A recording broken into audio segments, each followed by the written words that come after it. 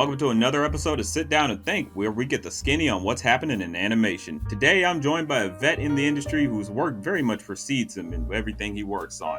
Everybody, Waymond Singleton. Hey everybody, I'm Waymond Singleton. I wouldn't call myself a vet just yet. But yeah, I am a storyboard artist in animation. I've been working as a storyboard artist for, hold on, let me do the math. 5 years now, specifically storyboards, 5 years. Yeah.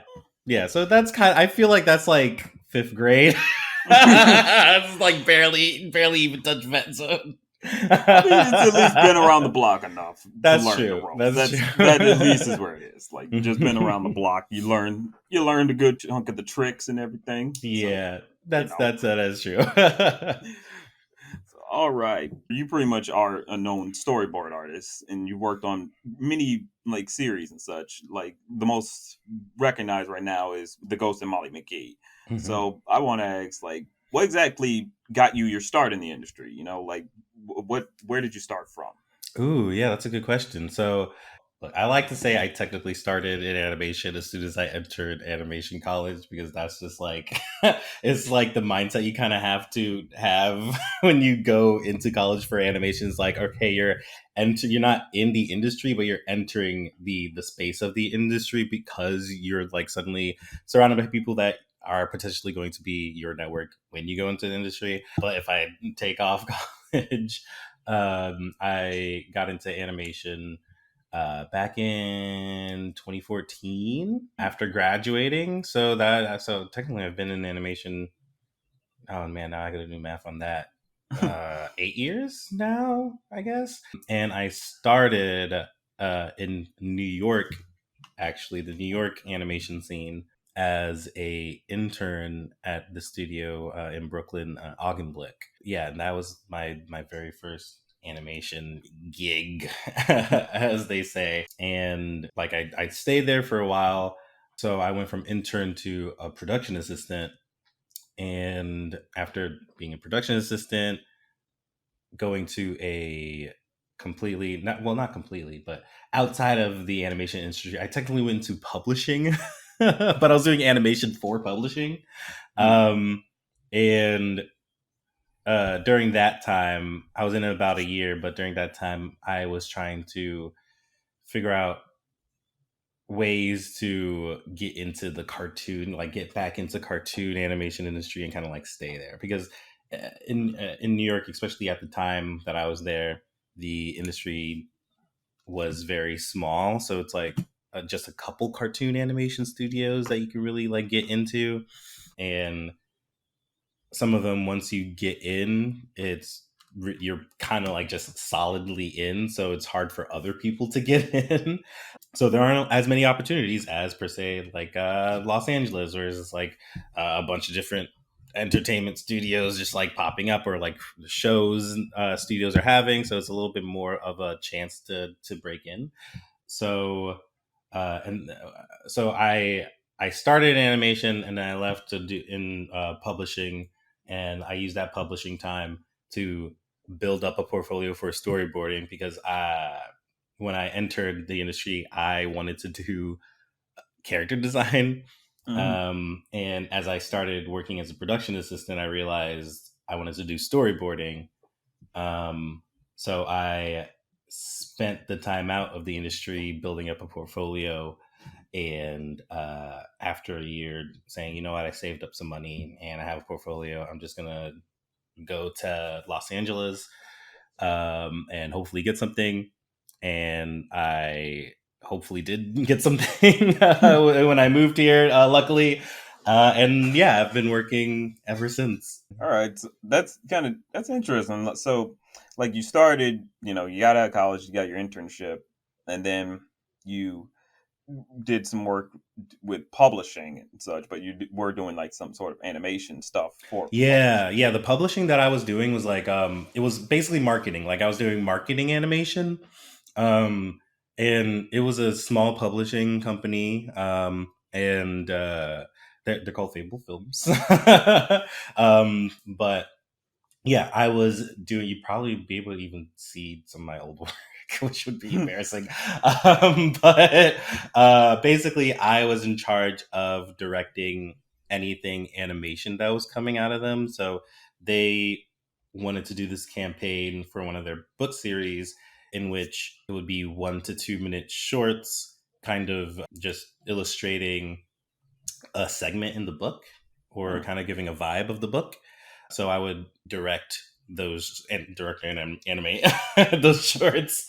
Yeah, yeah, and it was a really interesting experience because it was like I was directing shorts in the sense that, like, I mean, I was basically the only animator on the team, but I was also in charge of like kind of figuring out the script, like getting the script from, because the writer of the book was in charge of the script, but I Right. was in charge of making that like good for short content on YouTube Hmm. or whatever, like kind of like making it like, okay, you can't just like straight up rip from the novel and like expect it to be animation, that type of thing, adapting, that's Right. the word I'm looking for, adapting it from novel to short content. And what was it? And oh yeah, and like music direction, like kind of like I was in charge of like hiring a composer and like directing what the song and sound would be, and then directing like voice actors. So it was kind of like this thing where it was like I remember thinking, not really thinking that much of it at the time, but I look back on it, I was like, I was actually like directing shorts, like I was directing shorts. um but yeah, even though it was like outside of the cartoon animation industry, it was still very, it was very good for what I would ultimately be doing in animation. You were pretty much building up a lot of that experience before you could get Yeah. into before you really got into like the real meat and potatoes of what you really wanted to do, like with Hmm. character designs and storyboarding and such. Yeah, and during that time too, I was also like building up my storyboard portfolio. Like I was taking a mentorship with the one and only Chris Wimberly,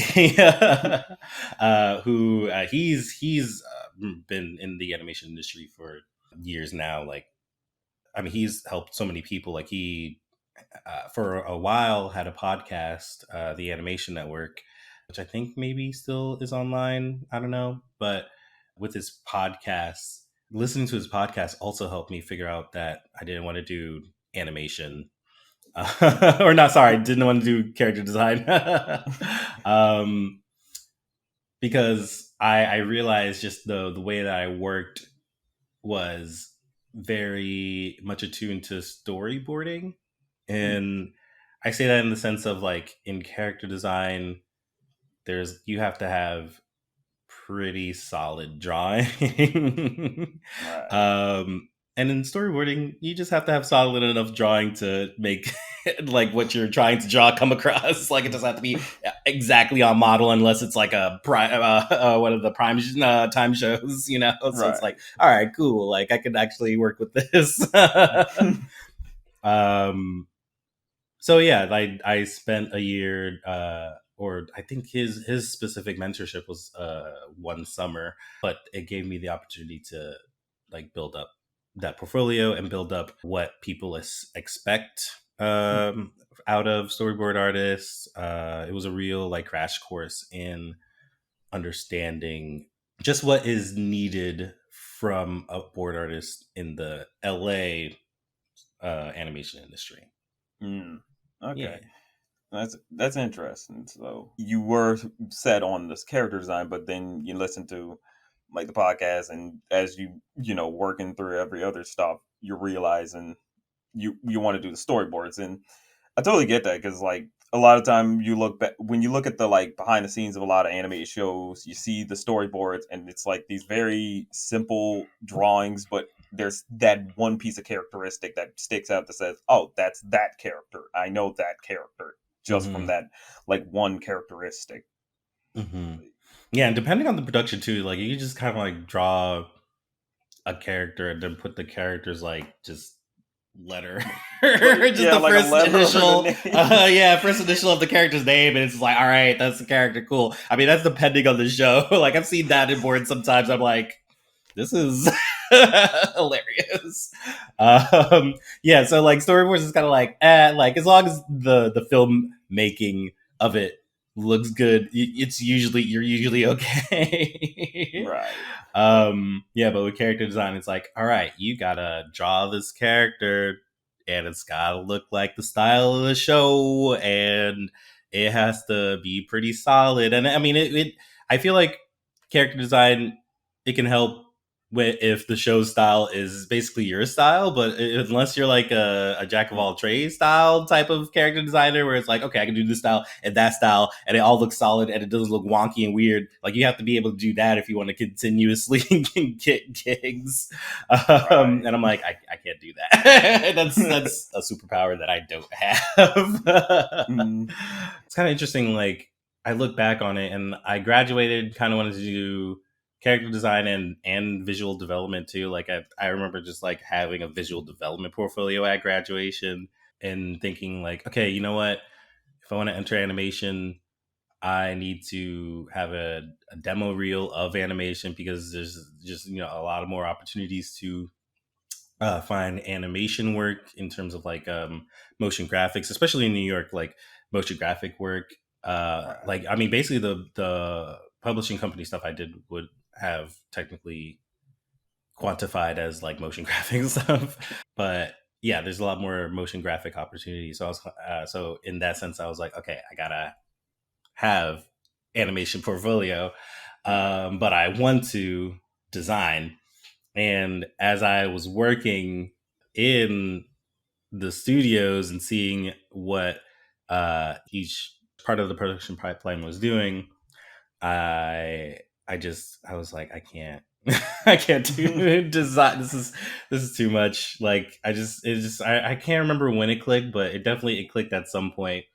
And I remember too, like, when I was a production assistant, that was especially the time that I kind of like figured out what I wanted, Mm, because that specific opportunity allowed me to get my hands on each part of the production pipeline, like actually hands on. Like, in LA, it's like 100% looked down upon for production to be doing any sort of art.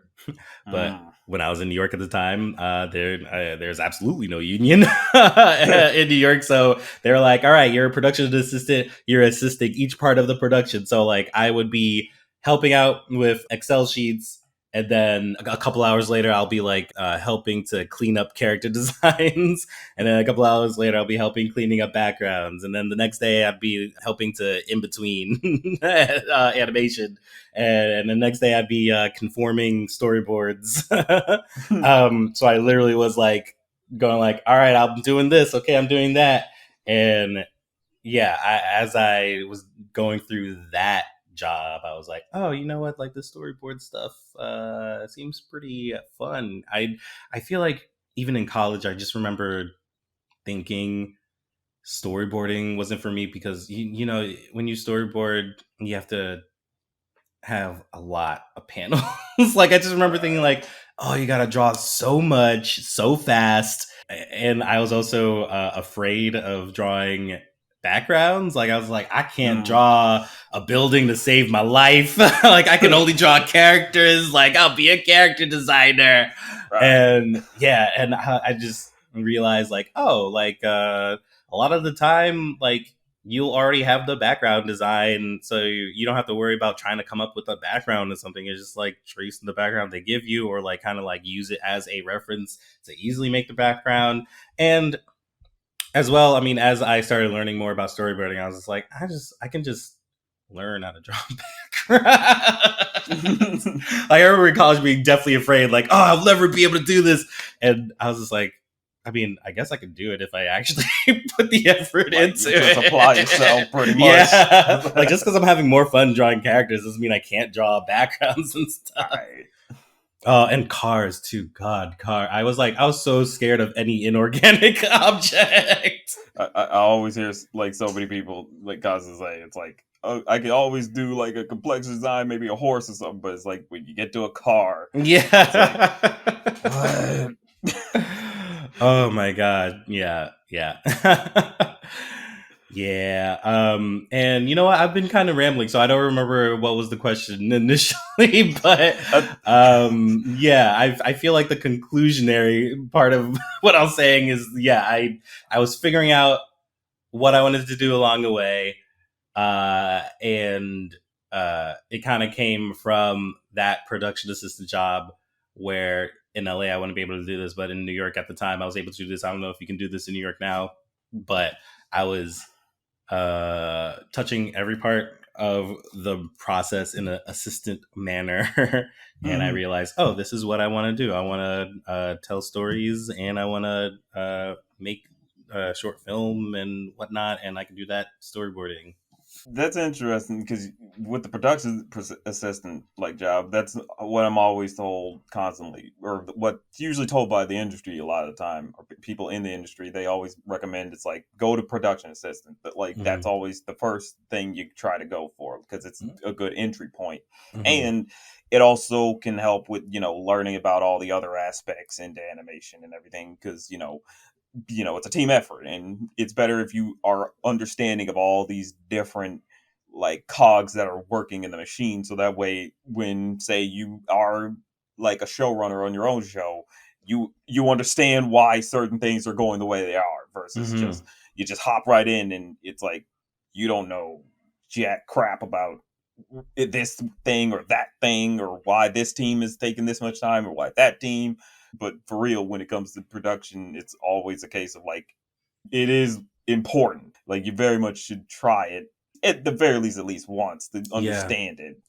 Yeah, I totally agree with that because I mean, half of me is like I totally agree with that, and half of me is like sometimes that can it can like really be annoying to try to break in to if you want to be a artist. It's hard to make that leap. Sometimes it's difficult. Sometimes some people have had it easier.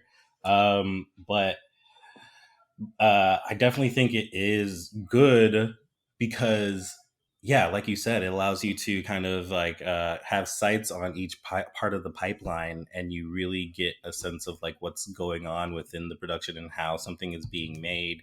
And I even like now, I kind of wish. I mean, I don't wish this, but I kind of have this feeling of wanting to have maybe gone through production in LA a little bit just because like right now I'm working as a director and it's kind of funny because like there's just so much that I'm learning because this is my first time being a director, Hmm. um, and so many things that I don't really know about, in terms of like okay this is like when you're a director you're kind of like a little bit closer to what things a little bit closer to the actual like making like the smaller mechanic stuff of making Like you're more on the ground floor to a yeah degree, like exactly. watching to make sure it's all Yeah, like working proper.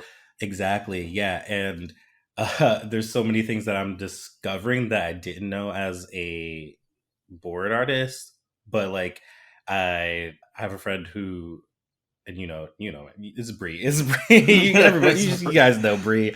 yeah. So my friend Bree just made the leap from production to boards. Like she's a revisionist, and it's interesting because I can see the her experience as a production like in production. It allows her to like ask questions that I wouldn't have known to ask because I wasn't on that ground floor level. Like she's like, oh, what about this and what about that? What's going on here? And I'm like, I don't know any of this, and I'm the director. Like, what the heck? Like, oh god, like I feel like I'm weirdly behind. But it's like that sort of thing that I feel like makes it good to like at least experience production, it's different. I feel like for me because like my production experience was like very different because it wasn't in like the I mean if we're talking like LA specifically animation industry, it wasn't the type of experience one would have here. It was very much like I was very much like an assistant artist to each part of the production, which Right. does not happen. Um, So yeah, it was like a different experience. So I was technically just like still on like not in the minds of things. I was still kind of like, all right, I'm still like just watering plants or whatever, but like you're not like in the ground. Like, all right, this water has to get to this root. Right. That's such a bad metaphor, but that's the type of thing. I'm not like, you're not watching all the controlled stuff that happens after all the pre-production stuff is made. Right. Yeah, yeah. So again, production a production job is useful when trying to enter the industry, but you can also like if you get the opportunity, like yeah, like enter in entry level artist job, but that could depend on the production and the company you work for. Right. And that's interesting to say, like you went from, production assistant to storyboard artist to now director. And it, I'm not sure if it's a project that's already been announced, so whether or not you can even go into Yeah, details about I don't know if I could talk about it. That's why I was kind of like vague with things, but Right. yeah. But I mean, it's still interesting enough to know it's like you can that can be a leading way. And you said you've been in the industry about 5 years or so it's like that. It's like it feels like it's like that nice. It's kind of a somewhat steady course in a sense. Like you did have to go through all these different experiences and such, but that helped you get to where you are now, where you're officially directing a series Hmm. or movie or so. You Hmm. know, like I think that's what's just kind of intriguing about it all, like that you can be able to move like from such a small level job to such a big level job now, and now you're more in in charge of all these different aspects to making the sausage basically. Yeah, it's so interesting. I feel like as a storyboard artist, there's just like so many things that can just go over your head in terms of like how the sausage is made. Um, like man, yeah, like when you're given just a script and you're like, all right, just board this out, like make this a visual guide now, and it's kind of like, all right, cool, and you just do that constantly. But then there's just like the stuff that happens after that is just so interesting. But yeah, like a lot of the time, you're just you kind of have blinders to it all because it's so much you have to do with an episode of something or a sequence of something, and you just have to like, okay, I gotta board this out. And I mean, of course, like you can figure out how the sausage is made by asking like questions or getting like meetings and stuff, but I feel like especially in a pandemic time where everyone's like working from home, it's especially difficult to really get a lot of that just absorbing uh, about the production process by being in the studio. Um, yeah, but yeah, there's just so many things to consider that I also kind of like knew about, but it's like it's cool to actually be doing it now. Mhm. Like the process of like getting a board to animatic, like that's what I'm doing right now.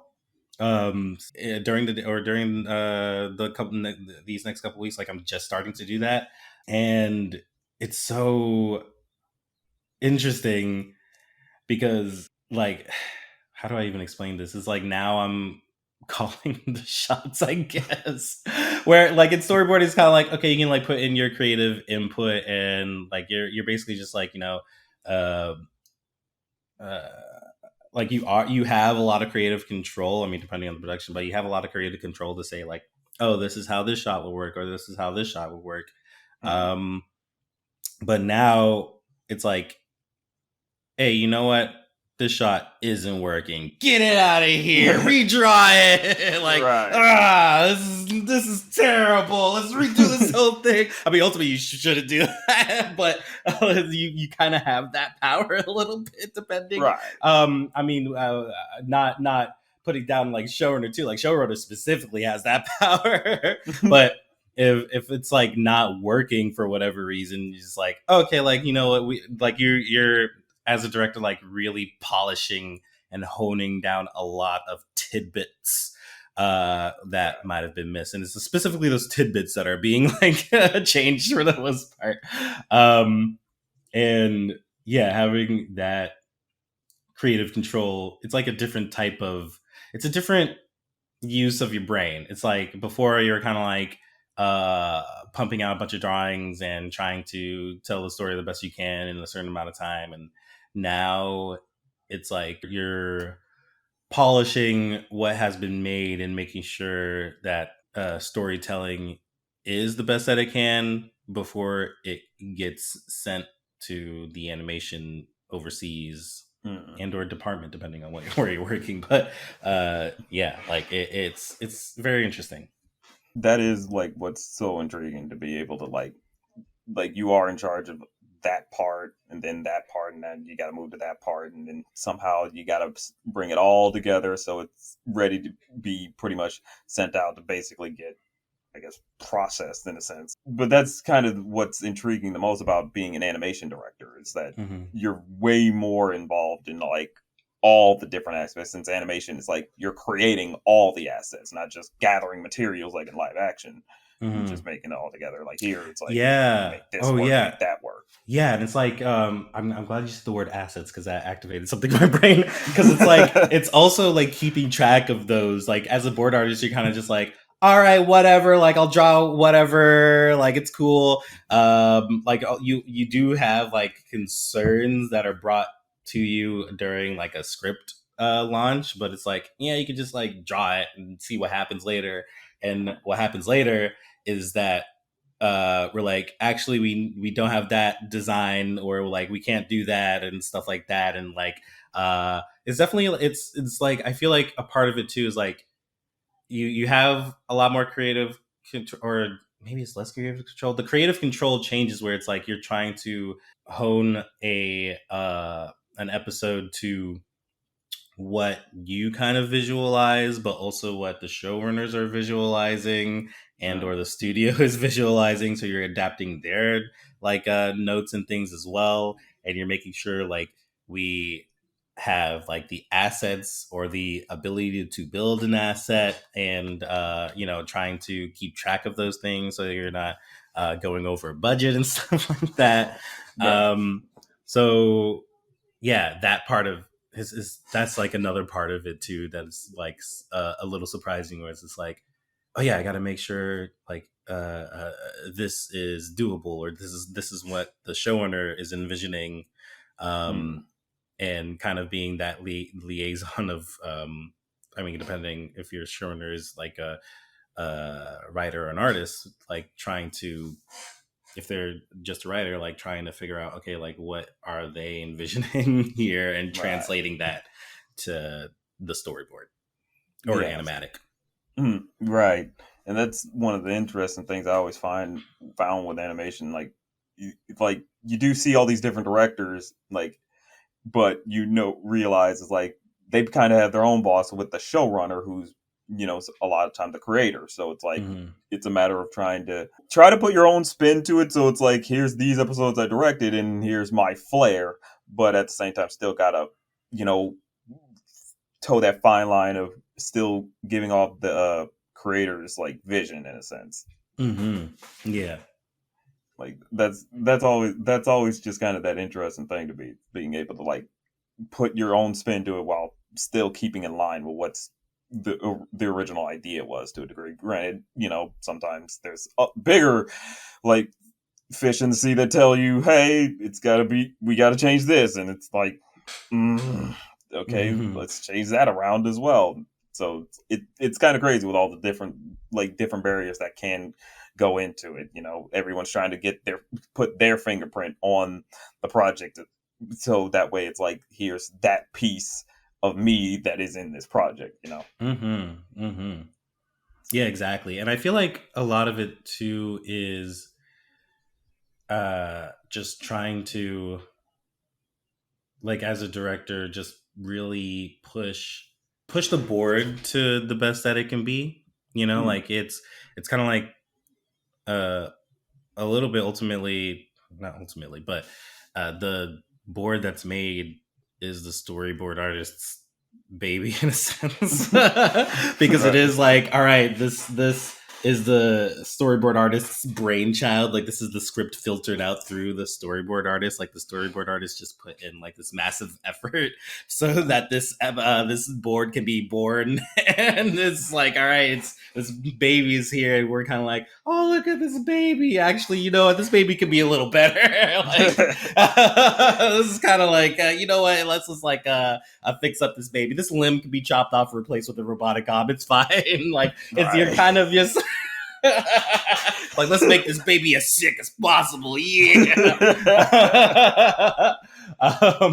But yeah, it's kind of like, it's the board artist's board that you're really like pushing to be the best. And it's like, I mean, that's a level to it. And then another level to it is like, you're making it so that the when it goes to animation, that everything is like readable and legible and makes sense. So you're kind of like juggling the um like trying to make things make sense story wise, and then also make sense as a guide for animation, like staging and and Right. characters and that sort of thing. Right. Like I totally get that. Like because at the same time, it's like you are trying to make something like that can impress the audience as well, but at the same time, you want it to set an example as to how animation can be done. You know, Yeah. like it's not to set in stone what could be done, how it's supposed to be done, but it's very much a case of like here's like a guide, like something you could watch and be inspired by, and maybe add your own spin to it, or Mm-hmm. or at the very least just follow it to a degree so it looks nice when you're making your own stuff. Mm-hmm. Mm-hmm. Yeah, I Yeah. think that's always like commendable to me. Like whenever it's like some type of a case in point of how the sausage can be made. Like Mm-hmm. it Yeah, and has this, its yeah, because seasoning. yeah, it has so many different. There's so many different ways a director on a production can be working as well. You know, like um it's so different between studios. Like, you have different things that you're in charge of, and I feel like I'm like constantly figuring that out. I'm kind of like, okay, what am I in charge of now? Like, okay, what's this? When's this due? What's going on? Right. And yeah, and again too, like, I'm like, what? How many months am I even? I'm like 2 months in. No, I'm like 1.5 months into directing, so I'm not. uh, I'm definitely not like the end all be all. Like, so this is just my experience, you know, and also my right. experience in seeing other directors work. Um, so I'm definitely not like, oh, this is all, everything I'm saying is 100%. Um, it's just, you know, what I've been going through and what I've been understanding. Like, maybe like probably like in 5 years, if I'm like still a director, I don't know. But if maybe in 5 years I'll look back on this interview and be like, man, he was stupid. And who was he even talking? What? Wait, what? How did what? You don't do that at I all. mean, It's not like that at all. that's always that cognitive battle between future and past self. Oh God, yeah. It's like, yeah, future me is gonna look back and be happy, and then future you gets there and they're like, what was I talking about for? You idiot. Yeah. Oh my gosh, it's so like, okay, I this is totally tangent, but I recently been looking through old posts I made on Facebook, Hmm. and like, I don't know if you remember this feature, but Facebook used to have a feature, notes feature, where you can like basically journal or whatever, or put notes, post notes I up on vaguely Facebook. remember that. Yeah, and a lot of it was like done for like really, or used for really dumb like meme list stuff. Like, I remember having copy and pasted one of the what do you call it, like a bucket list, but it's like it was like a Facebook bucket list, so it's like kind of like something that was generated by somebody on Facebook, but everybody was using like copying it and like Xing out stuff that they've already done. And I was kind of like, and I want to find this list because I remember like doing this like back in high school or something. So I was just like, oh, let me find this. And of course, Facebook now has gotten rid of that feature. Right. It's like no one was using this feature. Why did we have this? So I was like trying, like there's a way to find it, but it's super convoluted and you have to go through years of posts to find that. And as I was going through these years of posts, because I just love wasting time, I found a bunch of posts that I made that I didn't make publicly. Like I used to use Facebook as just like a dumping ground for like ideas or like things that I found on the internet, but I would just mark it as only me, so only I could see it. Right. But I completely forgot about it. So I was like basically bookmarking stuff, but I was just using Facebook to bookmark. And yeah, I was just like looking through so many things that I just remember putting down or not remember even like watching and going like, oh, I was definitely inspired by this somehow at this time. But either I was just like, I don't remember this, but I see it in my work now, or I do remember it and I also still see it in my work, or I don't see it in my work. And I'm kind of like, it's so interesting how there's just stuff my past self was super inspired by. Like I remember different things. I was like, yeah, this is awesome. I want to do this. Right. And now I'm just like, whoa, I can kind of see it in my work, or whoa, that guy was lame. This is so stupid. Like, why did I like this? Yeah, that always hits you when you look back. This was like a lot of this stuff was 10 years ago stuff. So this is like, dang, like time flies. Oh my God. Yep. Whole decades. It's like that really changes you. Yeah. Oh God. Yeah, I totally get that. Like, whenever I look back on some old stuff I've made, I'm just like, God, how far I've come, because this looks awful.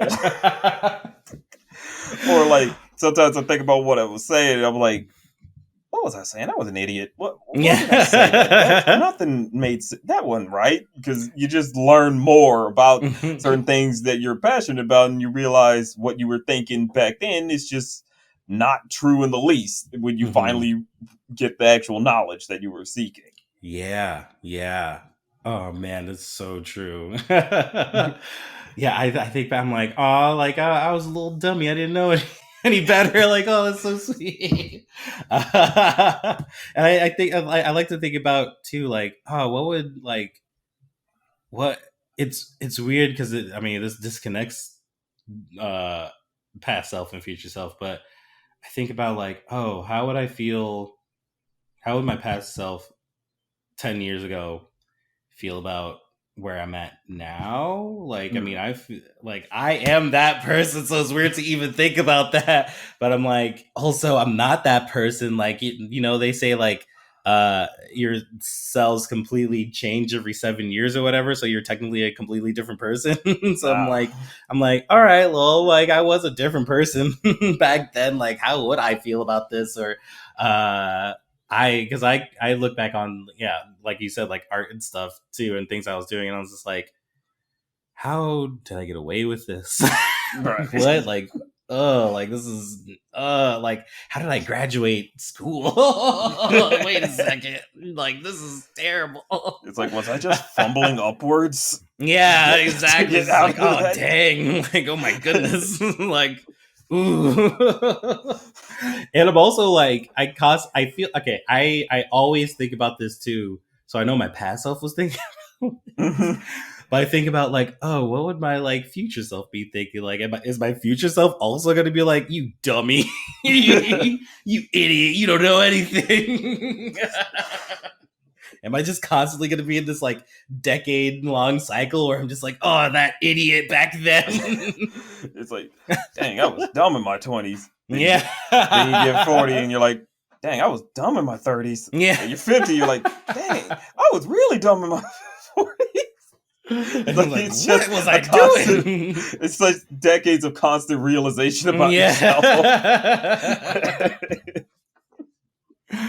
Oh man. Yeah. Yeah. The cycles of time is so interesting.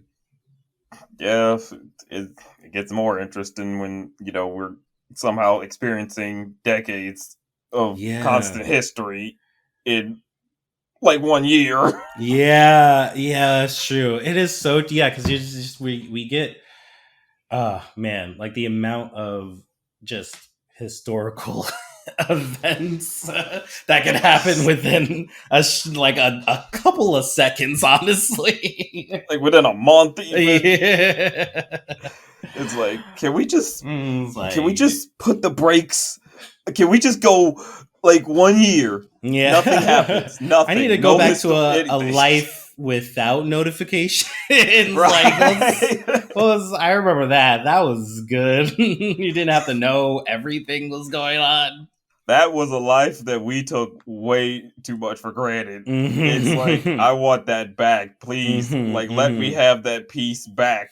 I don't have to know everything about everything. I just know Mm-hmm. about myself or my friends. That's all. Like, let Mm-hmm. me have that back. Like, I Yeah, don't need gosh. everybody else's problems. I got my own.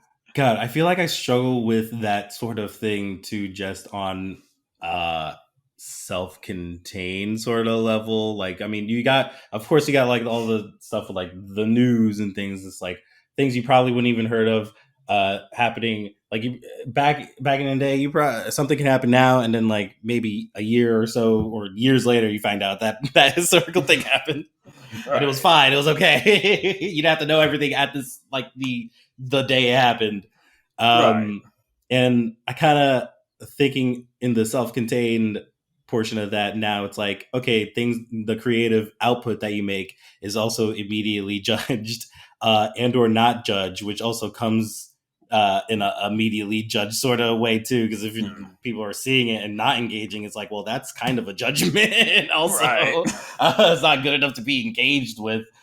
Um, and yeah, it's like, I mean, I I've been trying to like it's weird because it's like, okay, I don't need to know what everybody thinks about something that's being created or what I'm creating. I guess that could Hmm. be in terms of like my own personal work or like the work I do for work. Like I don't need to hear all the fan like come like reactions to like Yeah. all the things at the same like as soon as it comes out like Right. it's kind of it's fun to see and fun to know what people were thinking about, but it's also like to a little bit of a detriment Mm. because it's like Right. I feel like I don't know. There's this what's it called? There's this I forget the word. I'm also super bad with remembering words. But Okay. there's this it's on the tip of my tongue. Nope, I'm not gonna get it. I give up. But basically this feeling of God, God, what is it? What's the word? Keep this all in. Don't cut this out. I But mean, just to feeling show the like process.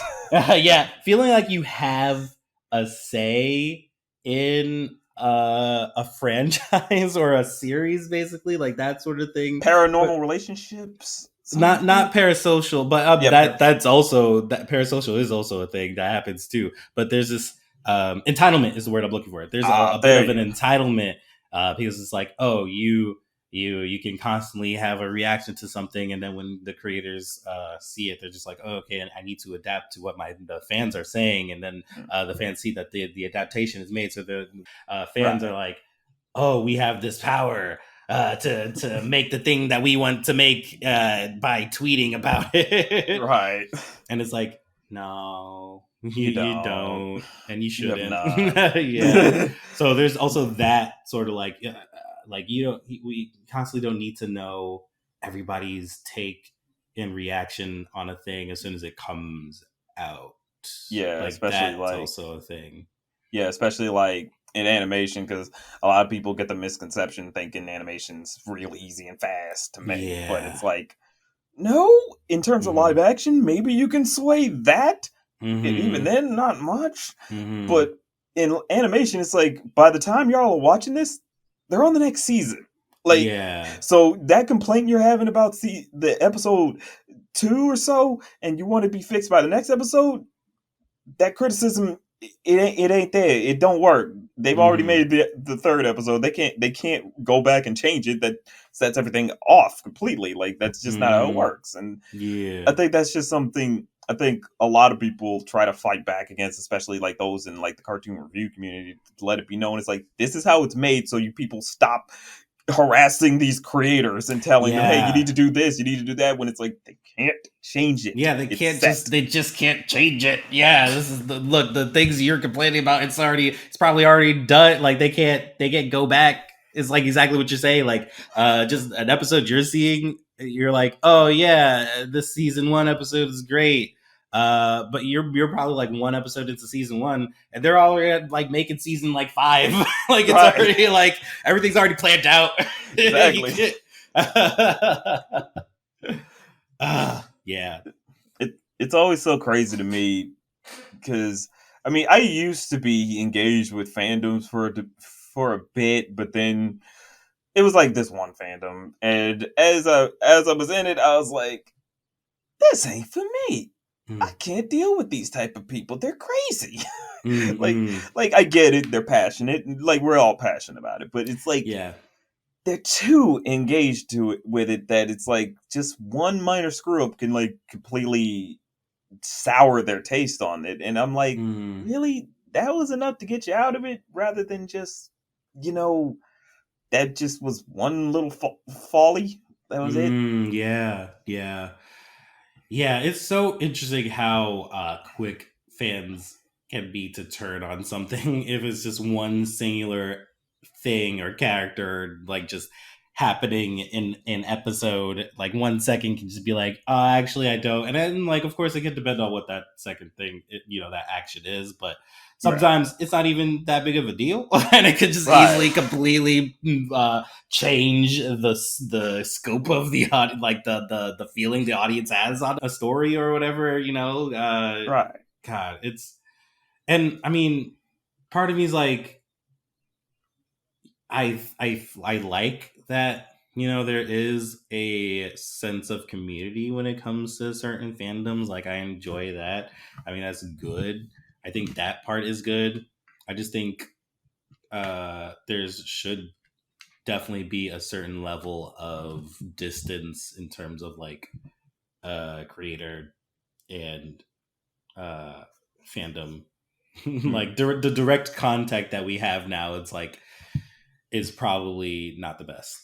It's Yeah. not the best thing. Yeah. It is like different to me, because like growing up, I admire these shows. I watched a lot of the behind the scenes stuff and everything, and it was more difficult to like talk to the actual creators, because we didn't have social media like that, or the creators Mm, just weren't even on it.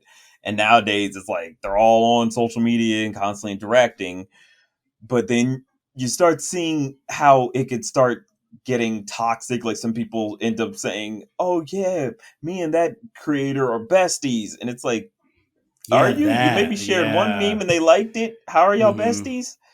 And it's just so, it's different how the landscape can like change by so much. And now it's like Mm-hmm. people need It's to like a just a yeah. reassess how we socialize with each other, set our Mm-hmm. boundaries a lot better before we Mm-hmm. just let people into our lives, when it's like we just make the product, they like the product, they're not our friends, they're just the Mm-hmm. fans. Mm-hmm. Mm-hmm. Yeah, yeah. Man, yeah. And it makes me think about like how the Sonic movies, how Hmm. that whole like just happened, where it's like first trailer, disgusting, ugly Sonic. Everyone's like, "This is gross and you're terrible," and oh, like what, and just completely having to redesign and fix it before launch, like that. Right. That's the sort of thing I'm like. I feel like honestly, I mean, good. Maybe it's a good thing that that happened, Yeah, because like I mean I can't even imagine a world where Ugly Sonic was the main model for I Sonic movie. imagine a immediate bomb. It's like we Yeah, wouldn't have a two at that point. truly. It's like Yeah, it would. Yup. movie Sonic's done, no more, Hmm. ain't getting any more. Yeah, but it's also like I don't know if an audience should have that or that accessibility. I guess I don't know. It's weird. I don't know. I mean, that's kind of the catch 22, like the double edged sword to it all. Is Yeah, that it's like exactly. because it's like this one was a case of like y'all kind of needed some bereavement because even like from what I remember looking up on it, the crew who like had to design it even were like, are they sure they don't want us to fix this? And the execs were just like, nah, they'll go see it anyway. But people like basically said, it's like, we're not going to go see that, you know? I mean, Hmm. it's kind of a case of, okay, this one is reasonable because it's speaking with your wallet. It's kind of speaking with your wallet, you know? Like you're making it clear that it's Yeah. like, that looks disgusting. I'm not subjecting my eyeballs to that for Hmm. an hour and a half, you know? Hmm. So I think, I don't know.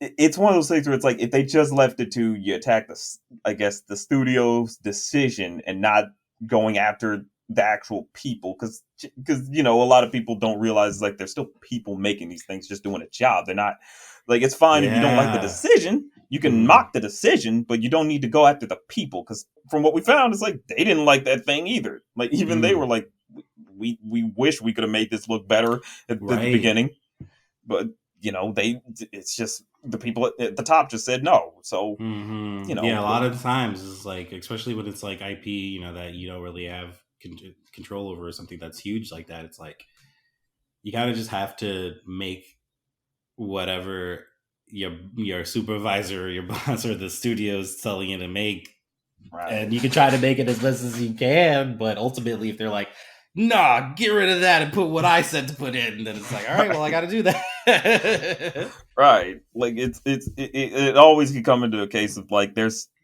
like usually with projects it's always like if something's not working well chances are it was out of the creators out of all the creatives controls, like you know Hmm. like it was just a case of maybe the people at the top said leave it alone or don't fix it, don't change anything, you know.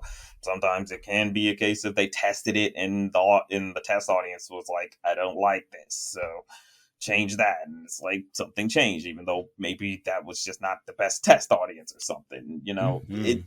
It's just always that case where it's like we're in a place where it's like some of it works in some places but other cases it's like it gets like fans get too attached to the actual people when it's like I get you're passionate, but at the end of the day, these are just regular people doing a job, trying to just get by.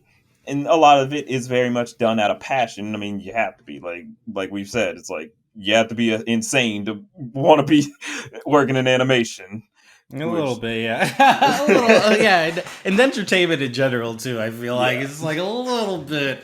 There's something going on in right. there. Like pretty much and you know Hmm. it's like a lot of it is very much passion driven but a lot of it is a case of sometimes there's a lot of compromise. You got to work with you know the people at the top who have their own ideas or their own visions that they want to Yeah. see implemented, you know. And it's not always just oh there's it's not even that there's always there's no like case of nefariousness like oh they just wanted to make something to insult us. It's like no that like I never could get on board with like fans who take things personally when they don't like Yeah. something. I'm just like if you don't you know there's a such thing as an off button. You know, like just Hmm. press that little off button, it goes away. You don't have to Yep. interact with it. They love to make the excuse of, but social media. It's like again, off button. It's right there. You Hmm. can. They even give you the ability to mute words if you don't want to see it. So Yeah. I don't even. It's just always. It's just kind of crazy to me how like fans get a little too into things to the point it starts being more a detriment. You know, it's like Yeah. Yeah. It's like it's this like almost sense of ownership. I think that a lot of fans or toxic fans can have over a product or a show or whatever. It's like uh, it's entered their life, and because they liked it or connected or related with it, they feel like they have a certain ownership over it, and it's like, I mean, when anything that I'm like a fan of, I'm kind of like, look, I literally, it is not owned by me. It's Mm-hmm. owned by whoever owns it, so they can do whatever they want with it, even if it's messing it up. Like Right. they can completely screw up everything about something that I like, and it's just like, you know what? Like honestly, it's theirs. They can do whatever they want with it. Like the thing I liked about it, it still exists. I can still see it. I can imagine in my brain a universe in which they did a good thing with it. Like it's, That's what fan fiction's it's for. exactly, make some Like, fan fiction. They make, you can make fan fiction that exists. Like you don't have to see that thing you like done the perfect way. Um, right. so yeah, that's just my perspective, because I just, I think about things like reboots and stuff like that, and people kind of like having like big takes about like their favorite old show being rebooted, or like their favorite old movie being made into a live action animated version of it. Mm, And it's just like, look, I wasn't looking for a new live action version of an old animated movie that I liked when I was a right. kid. But if they want to do that with their IP, it's theirs. They can do whatever they want. Right.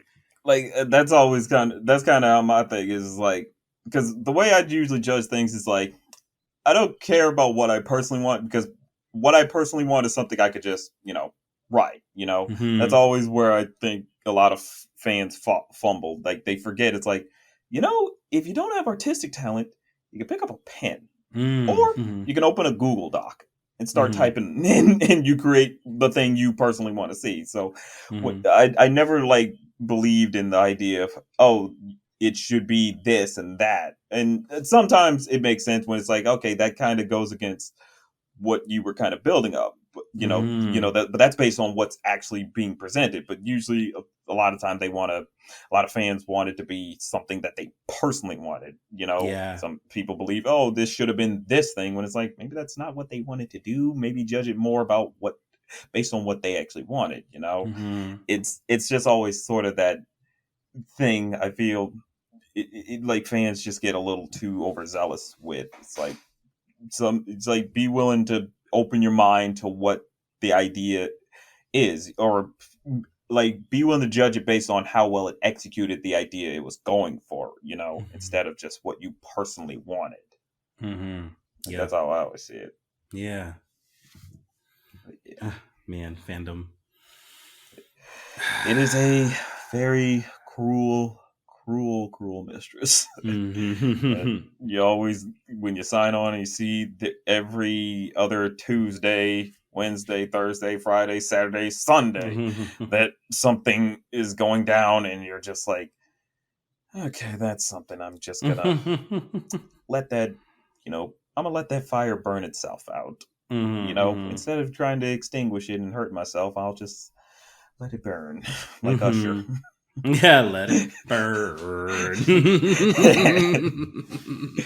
Oh, Oh man. man. Yeah. Now I'm trying to think of because I was gonna mention the Buzz Lightyear movie, but I also haven't seen it, so I'm like, why am I trying to mention this? There's just been a lot of like it's just like thinking of fandom. Like I'm thinking about like the Buzz Lightyear movie and how that didn't do great in the box office recently. I can't remember what the numbers were, but I just remember it was like a lot less than what it was Yeah, because hoping to make. they had like a $200 million budget, Yeah, and and it was like they a were like, quarter of it or something. I think like 60. Oh, I okay, think they yeah. made something Mm, like that. hmm. Yeah, and it's like I don't know. Like I feel like I I know this isn't because of this, but I remember just hearing like a lot of fans like, why isn't Tim Allen here? And then Tom Hanks having to have a take of why didn't they use Tim Allen? And it's just like, why can't you just like take the movie for what it is? I don't Right. know. It's not Toy Story exactly. It's just the It's like a story. spinoff, bro. It's Right. Like fine. even in the little show they made back in the '90s, it's like that was Patrick Warburton. I mean, they had Tim Allen for like the Yeah, pilot, but it was Patrick Warburton for the rest of the series. that's So right. so Yeah. it's okay. This isn't new. They've done this before, and it made sense then because it's like it's not the Buzz. It's not the Mm-hmm. one we grew up with in the Toy Story movies. So like, yeah, Mm-hmm. Have you seen it yet at all? yeah, I've seen it, and I thought it was fine for itself. Mm. I mean, it's not the like I would have liked it to be more like the TV show, but it's like for what it is, I'm like it's fine. Yeah, Like it's just like you look. You just gotta look back on the like I'm sure that's like available on Disney Plus or something now that the movie's out. So it's like, hey, look, more Buzz Lightyear content. right, like if you didn't like the movie or you wanted it to be closer to the TV show, guess what? TV show's TV right there, shows right available for you to watch there. in its full glory. Hmm. Like I don't know. It's just always that thing. It's like you can get mad at it, or you could just go watch the things you actually enjoy, or the things that you feel did it right. You don't have to stick to the thing that like nobody said like Lightyear is the definitive thing. I mean, Disney is selling it, but they sold other stuff that you can enjoy. So just go buy the other stuff that you enjoy. You don't have to bother with this one. You can just leave it to the ether. It's like that exists, and I'm okay with it just being its own thing. You know Amen. exactly. Like Hmm. it's always just sort of that thing. Like fandoms, they got a fandom, and at some point you just let them do their thing, and eventually they probably tire themselves out. Yeah.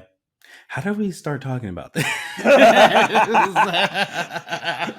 I'll be honest, it was crazy because I did have a question about it, but then you somehow led into it without me ever asking it. I was like, well, that crossed that question off the list. You already Yeah. got to it before I did. I was like, dang, yeah. Somehow we started talking about fandoms and just like the world and oh boy, time travel. I think we talked about time travel a little bit. Yeah, our past and future selves. It's like you went on a whole trip. We're on a whole tangent. We're just like tangent. I mean, but people like that stuff. They love hearing how the sausage is made. They also love hearing how we make the coffee to prepare ourselves to make the sausage, basically. Yeah. Oh my gosh, that's a great metaphor. Pretty much. Oh man. Okay, so to kind of get us on to another thing. Hmm. So you worked on Molly McGee as like a storyboard artist, and they just recently wrapped up their season with their Hmm. recent season finale, and it's a really good show, and I find it like very charming. I like the characters. I love how it looks. It has especially like with seeing the finale. It's like wow, Oh this my is god, I actually am not. I'm like so behind. I'm ironically really behind. I'm like I haven't seen because I don't have cable, so I haven't been able to catch up to it cable wise, but I've seen everything that they have on Disney Plus. right. So I'm kind of just waiting for the D Plus release. I mean, I mean, no, I'm not gonna say. I was gonna say I could probably find it, but I don't want to encourage that behavior. It's like Support the original release, right, like guys. go watch it, like legit, please. It needs its support. Need People need to feed their families and themselves, pay the Yeah, so bills. that's exactly why I'm like, all right, I guess I'll catch it on Disney Plus. When and if they release, I feel like their schedule with that stuff, it's like so weird. Yeah, And it's I feel like I'm also always the last person to find out when it's going to be released on Disney Plus. So I'm kind of like, it's gonna be there eventually, I guess. Yeah, it's like it'll be there, and then you easily catch right up, like because they usually Hmm. like release like I think like 5 or 6 episodes or so in a batch as the Yeah, yeah, season's they did going. So their batches. Hmm. yeah, but I did want to ask you like what was your experience like working on Molly McGee? Because if I'm right, you're not working there anymore, like since the Hmm. season's over now. Everything. Yeah, yeah. I the experience was it was so interesting because I mean, especially because we were working on it during the pandemic, so like especially it was like the beginning of the pandemic too. Like we Mm. like I mean, I got on the show pre quarantine order, but as I was working on the show, it suddenly we were quarantined, and then we just were just stuck at home. So it that in and of itself was interesting experience to behold, and just trying to keep the crew camaraderie or what do you call that, the energy, I guess. Just Right. like the communal aspect of being on a production, like The keeping that, synergy, yeah, some people the say. synergy and the energy, and like I mean just the attitude toward the show is like so it was difficult for everybody, understandably so, but yeah, just getting through and making it and seeing it be released and come out is it's kind of incredible because it I mean for one uh kind of almost going back to what we were talking about when like you know the season one that you're seeing is something that's been done like years ago, like I mean just thinking about stuff being released now I'm like it feels like I touched that episode like decades ago. Kind of, it was only like 2 years ago at this point, but it's like, oh, that feels like 100 years ago now. Right. Like it's so weird. Like so much has happened.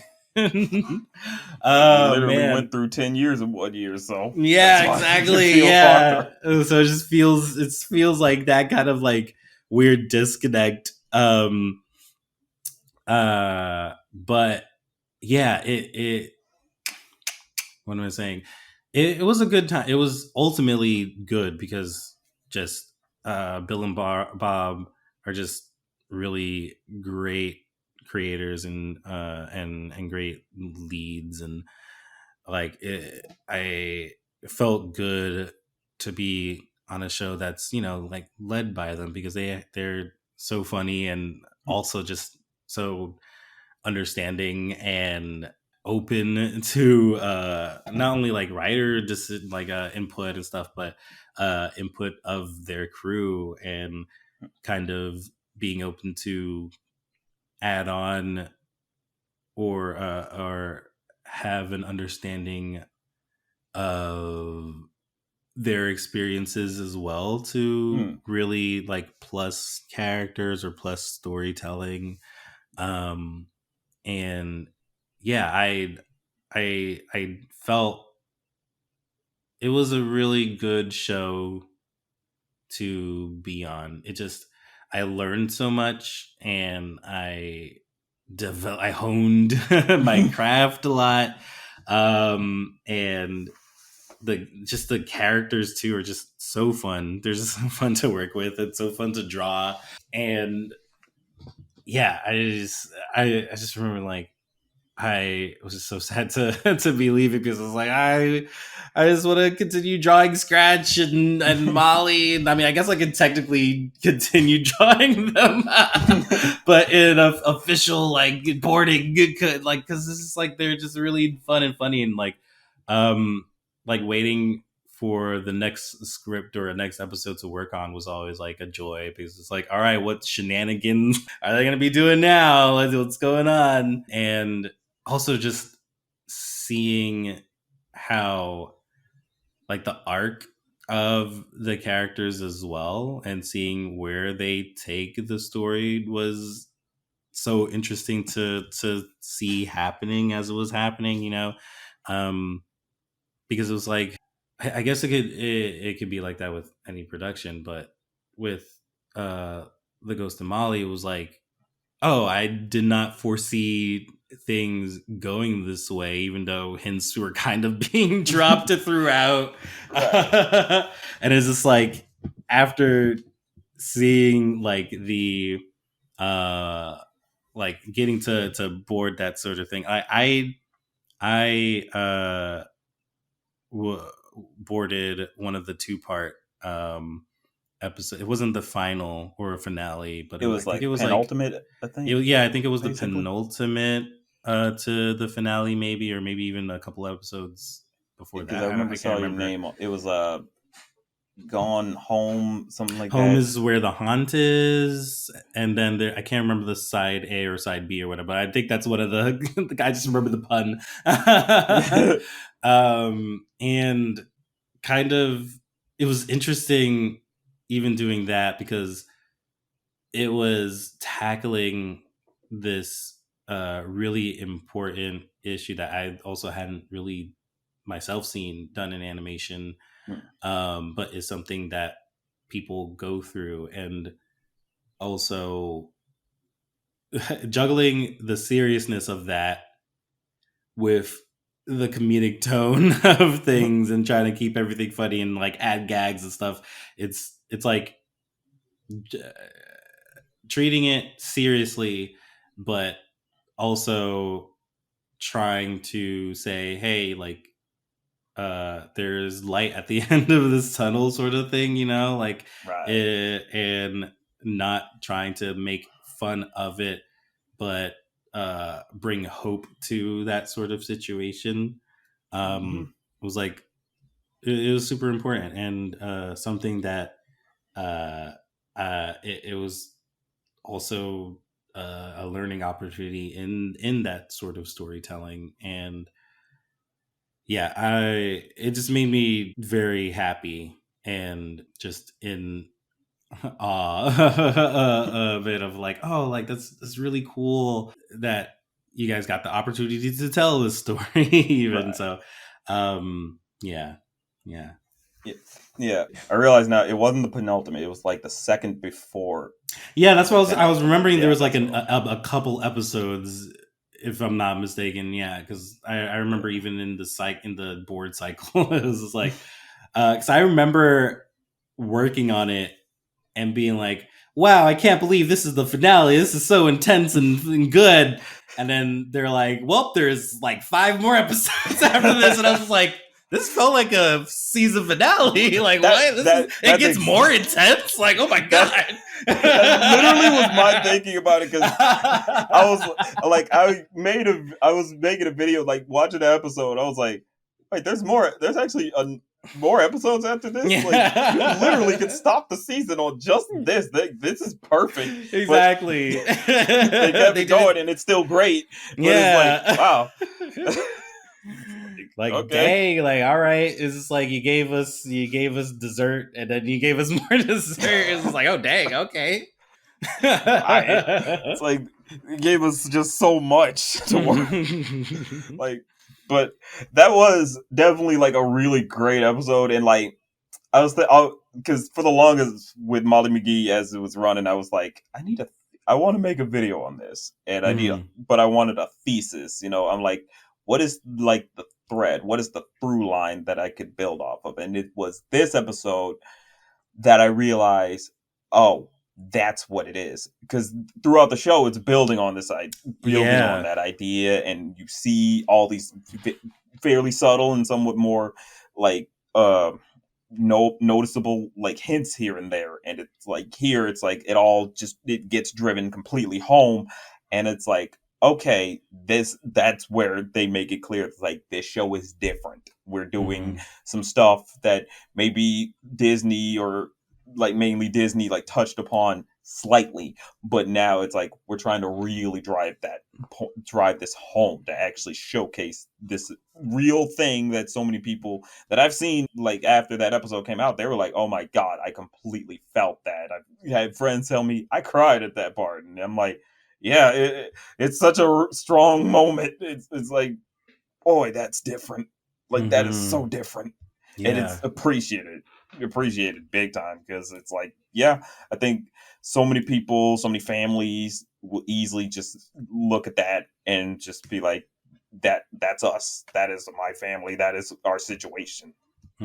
Yeah, and even if you're not in that specific sort of situation, it's like so many people, uh, like so many of us, humanity wise, is like have come from low income families, and sometimes it's like, oh, we don't really know how we're gonna make it through, to like even the end of the week, and it's like, and just being just, I mean, past that specific, be like being in a situation that you feel like you're too embarrassed to speak out about, or to like get help on, um and maybe because you're like usually like the problem solver, or like you feel like you're supposed to be happy, or you don't want to bother your friends or family, or community,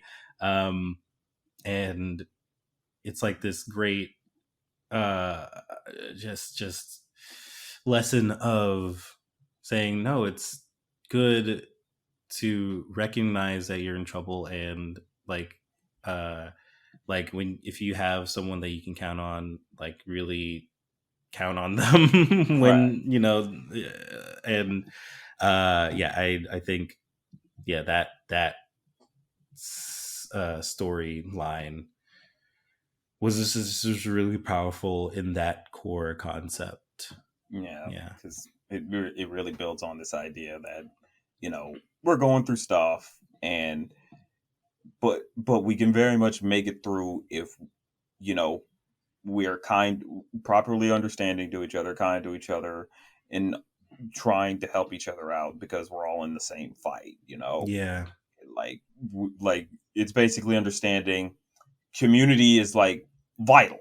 Like, Hmm. just trying to lone wolf it, you're not gonna make it out. Hmm. You're just not. So if you, like, always be kind to people, be willing to help out, like, be involved in your community, as we saw, like, throughout the show. Like, Molly's Hmm. constantly, like, doing everything she can to be kind to everybody she meets, help out with something, revitalize the town, get all that Hmm. misery out, and just get people to just be involved in each other's lives and everything. And I think that's just what Yeah. shines through big time with this type of series.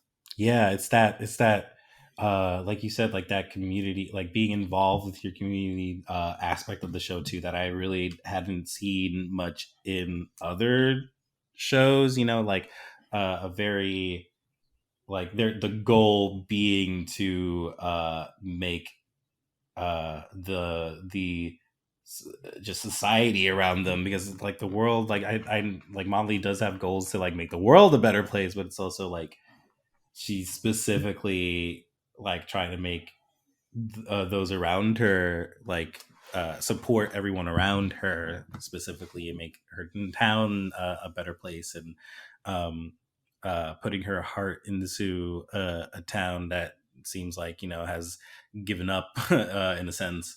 And Hmm. uh, yeah, I feel like that's something that it's such a great lesson, because I feel like it can easily, I don't know, like that's something that I feel like, I mean, I said this before, but I haven't seen that, and I kind of wish I saw that as a kid too, because it's kind of Yeah. like how much she loves to uh support her community specifically. It's like, so it's such a good lesson to behold. Yeah, to Uh, absorb. Hmm. right. I think that's just something that definitely resonated with so many people, and it's honestly amazing with this type of show, because it's like, it could be it's a very goofy show, like, It's so overall, but goofy. but it's so heartfelt. But, like, I think one thing that really gets a lot of people, especially like animation people, on board, is how it's a lot of its comedy, and a lot of that comedy is driven by a lot of facial expression, like Mm-hmm. because we see with a lot of these characters, they just make all these crazy and zany faces, like even in Mm-hmm. the thumbnail for the video I made for it, it's like, Mm-hmm. oh my god, this is like perfect, because it's like it was like this one moment where it from the episode where like Molly couldn't say no, or yeah, she Mm-hmm. couldn't say no to anything, so she had to Yeah. eat this gruel, and she's just looking completely miserable trying to eat Such a it. freaking great. This is so good. I It's just, think that was All Systems No. Yeah, I think that's All yeah, Systems No. Oh my gosh. Yeah, just see uh like how boards are translated into the animation too, because like I remember that was like a, I think that was specifically drawing from Johnny, who was the director. And he's super great with those expressions, and it's like that's incredible. It's so good. This is so funny. But yeah, to your point, yeah, it's like, so it's such a goofy, funny series, and yeah, like being able to create a concoction of these really important truths that you want to tell, and also like this kind of fantasy element too, and using that as a metaphor for the truths you want to tell, and also like sprinkling in all the goof em ups and wackadoodles and whatnot. right. It's just like such a cool, it's a really cool juggle. And yeah, yeah, and it's, I feel like the dismount was like just landed perfectly. I'm like, Yeah. it all came together. It's so cool. Oh yeah, definitely. Like that's just how much I love how they do, like just do expressions in this show. Like it like it's so bendy, and but it's that type of style that's just like, oh my god, I'm jealous that you're able to do all this stuff, and like it all just, it's all so well timed and everything. Like you're just gonna laugh. You just laugh at each frame. Like even when you go in frame by frame, it's like it's just some type of funny expression, or you're Mm-hmm. seeing all these intricate, like different frames of how they do the expression, and it's still a laugh riot through and through. Like it's Mm-hmm. just amazing. And then like because I think sometimes they show like the on Twitter, like either Bob or Bill will sometimes put up like the animatic, or someone else or another Ah, storyboard yeah. artist put up their animatics, and Mm-hmm. you see the process, and it's like, oh, okay, like you really could see where they were thinking with the expression, and it really does translate really well from the board to the actual finished animation. Yeah. Yeah. And even like the other comedic things, like the timing, like I think you mentioned timing, like that. Yeah. I remember like with my first episode or first few episodes, I was kind of like, how like this happens, everything feels like it's kind of happening quickly, and I'm like, I don't know how this is going to translate, and then seeing the final result is like, oh, actually this works really well. Like, oh my god. So I remember seeing like, oh, storyboards have to be like boom boom boom, and it works out. It's like, oh snap, okay, yeah. um yeah. So yeah, just the different types of comedy, like through the expressions and the timing. It like I remember thinking as I was working on it too, that it felt kind of old school in a way. Like it's Mm. strangely felt old school. And I can't remember why I felt like that, but like there's just this sense of like where am I, like it just like the I don't know, maybe it was like a part of the timing too, but some of it felt like, oh, this is like something that I would have seen in a comedic show in like 2005. Like that, like it felt like that type of like maybe it's just like some type of core childhood memory funny thing, but like I was Right. like, oh, this is making me laugh in that childhood funny sense. Which I hadn't had captured a lot. Like this show specifically like captured that in its writing, even specifically, but the translation to boards too, definitely. Like seeing animatics for this, I was like, oh snap, like this is funny, and like this is a type of funny that I haven't seen in a Right. while. I think I think honestly that's why the show really can also feel even more refreshing is the fact that it's like we haven't been getting too many just pure comedy shows. A lot of it, and not to knock any of the shows we have been getting, like they're still great Yeah, and everything. You yeah. know, they're storyboard. I mean, story driven. But Hmm. like something like this, where it's like there is a thread, but it is at the end of the day very episodic. Like you can kind of jump Yeah. right into it, and Maybe I that think is that's it. Yeah. yeah, I think that's what like a lot of people can gravitate to with its comedy is that it's like, oh, good, I could just relax and just have a good laugh at the funny expressions or some of the jokes and their timing because it's kind of got almost I think it's somewhat got a bit of Looney Tunes type of timing because Yeah. It's got like a very Looney Tunes timing. Yeah. yeah, because I remember one joke that always like is a gut buster to me was like when Molly and them were trying to get money for like the band shell, and Scratch comes in saying, "I've solved all of our problems," and then you hear the police sirens in the background. And Molly's like, "Did you just rob a bank?" He's like, and Scratch Yeah. is just like, "How dare you? You really think I would do something like that? Open it, die pack blows up in his face like." It was a credit union. Yeah, see, that's one of the jokes that I was like, this feels like such an old school joke. Like, I'm just like, this timing is like, it's just like it just feels so old school to me. And like, yeah, maybe it is because it's just like so goofy and such a like Looney Tunes like situation. Yeah, and they just have this moment for this beat where it's just like, yeah, I robbed this bank. And it's like it was credit union. It's like what? They just robbed a credit union. It's like literally just the fact that it's like he's not it's not the fact that he robbed the bank. He's just like, no, the correct term is I robbed Yeah, a credit it union. was not That's a what bank, it it was a credit union. This is like like he this really is wanted that to such be known. this is hilarious. I and oh man, and pointing out that joke too reminds me like a lot of the comedy also came from uh just Dana and Ashley like riffing off each other from the Mm-hmm. script um like they would, I mean, I don't know the behind the scenes of how they record, but like they would have a lot of, I don't know if I'm allowed to say this. Am I allowed to say this? Oh no. I'm just gonna say it. Let's find out. It was they would just like improv off of each other based off the script. So they're just like riff, you know.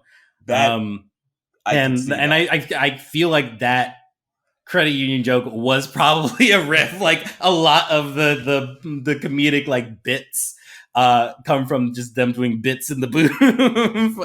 Like the tail end biffs are kind of like, what? This is like a weird funny moment. It's just them like just goofing off. Oh, oh yeah, like some of that's. I think that's what kind of speaks to their dynamic. Like they Mm-hmm. just play off of each other's, and it feels so natural a lot of the time. Mm-hmm. So that's what really drives home like their relationship as friends. Like you really can like as they're playing off of each other, you just feel like this is just two buddies straight up, like just goofing Mm-hmm. off, having fun. Like and especially if you say like the improv stuff, is like you could definitely feel like that had to have been an improv line. That feels like something where it's like, okay, it was one line before, but then they changed it to something else just for the naturalistic side of it or so, to Mm-hmm. really hammer it home. And then, we get to when you actually board everything and it somehow really all just meshes really well. Like it could feel like, the boarders were listening back to the audio. Like you all were listening back to the audio and just laughing. And you're like, I really got to make sure that fits. Like this drawing fits Yeah. what they were just saying. That was hilarious. Mm-hmm. Yeah, that would happen sometimes where it's just like, yeah, like they just have that comedic like bit back and forth. And it's just like, okay, I can either cut this because it's too long and they're riffing for too long, or I could try to make this work and see if they want to try to make it work and have them cut around the timing of things to figure out how to make it work. Right. Like that would happen a lot. And yeah, it was always fun. And like, I mean, just speaking to like working from voice actors like audio too, that was always like, I remember just hearing their voices and knowing it was like Dana and Ashley and like and also um yeah, just hearing all different voices and knowing like, oh man, they were this and they were that and like oh my god, these are like great voice actors, like I want to work on this show just for this. Oh god. Yeah, Oh, yeah, that was also a huge like yes. uh, I can always imagine it's like when you hear this voice actor is there, or Hmm. so you get the hearsay of like, oh yeah, they were a lot of fun, and animating for it or like boarding it and such was just so much fun. Like I can imagine it's like you're just like someone just thinking, I gotta get on that just to get that experience, you know, Hmm. because like it shines through with this type of series. Like you could get the feeling of everyone's just having fun with this. Like be like constantly see like Bill and Bob on Twitter, and they're constantly promoting the show, but they're constantly pointing out it's like, oh yeah, we did this nice thing, and this was also this really fun tidbit or this thing, and also other storyboarders like pointing out like their bits that they drew and such. Like you just get a feeling of everyone like clearly loved their work here. Like this is just a Yeah. fun series to be on. Like it Yeah. just shines through, and that's just kind of amazing to me when you could really feel the fun of making something, you know, Hmm. as just an audience member. Yeah. Yeah. Man. Yeah. It was such a good show to work on. Yeah, and and the thing about it is this is like a musical type of series. Oh yeah. Did you do any like like boarding in the musical sequences So or? it was interesting the way that we had that set up the having to board song sequences is that we had a separate board artist who specifically was in charge of boarding the musical sequences because it we found that having to be in charge of the not only like the story but also like a full on music video. It was like basically doing two jobs. So it was like, okay, yeah, we need someone separately to be concentrating on the song sequences to make it as good as possible because you're boarding to music and like yeah, like I said, it's like you're making a music video at this point, and it's like an extra 2 weeks of work that you need on top of the time that you have but you don't get. So it's just like, yeah, someone else needs to do this, please. Thank you. But I did get a chance to do one song sequence because it was early on before we realized that we needed someone separate, which was the turnip twist, and that was fun. Like I had always felt scared of boarding song sequences. I still also kind of still have that. Like I less so before the turnip twist episode, but um uh yeah, I was just like, oh god, like I don't know how to board to music. Like that's just so intense. But it ended up being like a good time and opportunity to learn, and I was just like, oh okay, cool. And I feel like I also, if I'm remembering correctly, lucked out on that too, because like I didn't necessarily have to board to the it was like they, I think they maybe had like uh at the time of me boarding, because you know like sometimes you don't look out and you don't get, I think specifically with the show too, you don't get the song at the, or a temp track of the song at the same time as your starting boards, which is also part of the reason why we needed separate board arts, because it's like, all right, we're not getting the song at the same time the board is starting, so we need someone else when we get the song so they can do it when we get the song. Right. And yeah, I think I was going off of like a song that they were thinking of, like the feel of the song. So I was like, all right, cool. Like I'm not necessarily boarding to the song, so hopefully this will work out. Like hopefully they don't need to completely change this. And Right. they ended up like keeping everything that I drew. So I was like, okay, cool, it worked out. So this is weird. Like I did board to a song, but I didn't board to a song, but I did. But it wasn't that song. But it turned out to be a fun song, and I was like, "Oh wow, this is the song, cool." Like, I'm glad all this stuff that I drew just so happened to go with the lyrics of the song.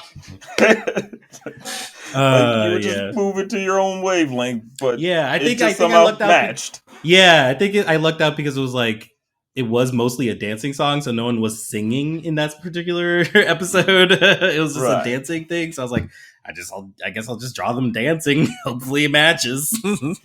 Yeah, because it does like change up style from style to style. Like sometimes you'll have it where it's like Molly and Scratch might sing the song, and sometimes you have it so it's like somebody in the background, like somebody else is singing it. You know? Yeah, sometimes it's like it's diegetic or it's non-diegetic, where it's like I think diegetic is like it being not heard or sung by the characters, and then non-diegetic means that it is heard and sung by the characters, or I might have those mixed up. You Yeah, know what? yeah. I get confused. I even Hold lose on. track of I what the will words is I will usually. Google it right now. Okay, Yeah. of sound in movie occurring within context of story and able to be heard. Okay, so diegetic is heard by the characters, Okay. and a non-diegetic is not heard by the characters. That makes sense. Yeah. So All like, yeah, my episode was technically non-diegetic. It was just like them dancing. right. So they weren't singing the song; they were just dancing to it. Right. I can imagine like if it was a diegetic song, that definitely is more tricky because it's like now you also have to like make sure the mouths somewhat match Mm-hmm. with what's being said, you know. Mm-hmm. So that's always just kind of that interesting thing, having Mm-hmm. to play around, like either you like how the job could basically change up in difficulty. It's like in terms of which type of song sequence you're tied to, basically. Yeah. Yeah. Yeah, but I mean, and yeah, like you said, like each episode, it's so fun to see, like just how musically different each episode gets, like the different genres of music, and like how funny the music is. Yeah. And yeah, just the idea of the series being a musical is also just like it's fun.